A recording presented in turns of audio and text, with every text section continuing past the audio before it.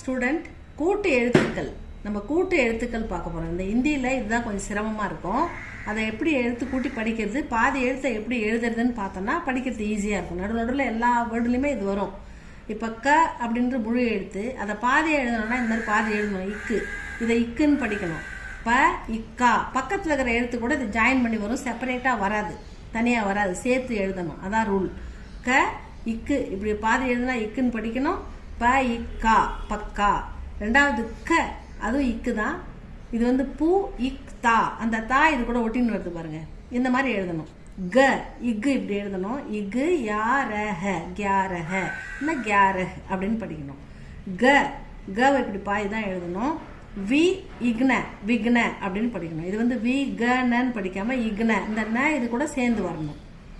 ஞ இது வந்து க க க க ஞ அந்த சவுண்டு. இது க ஞ கா க இங்கா. அதை எப்படி படிக்கணும்னா க இந்த பிந்து இங்கு, இது கா, க இங்கா கங்கா அப்படின்னு படிக்கணும்.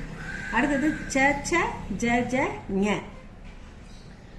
ச அதை பாதியை எழுதும்போது இப்படி எழுதணும். ப இச்சா பச்சா.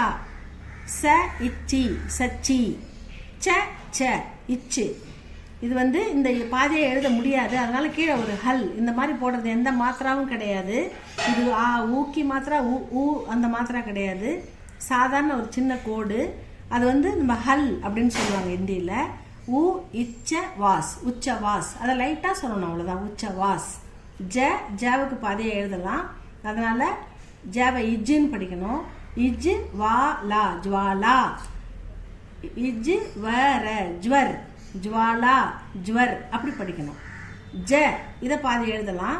ப இஜ்ஜா பஜ்ஜா அப்படி படிக்கணும். ஞ இதை எப்படி எழுதணும், இதை வந்து எப்படி படிக்கணும்னா பஞ்ச். ப இன்ச்ச ஞாபகம் இங்குன்னு படிக்கணும். பஞ்ச். ப இன்ச்ச பஞ்ச் அப்படி படிக்கணும்.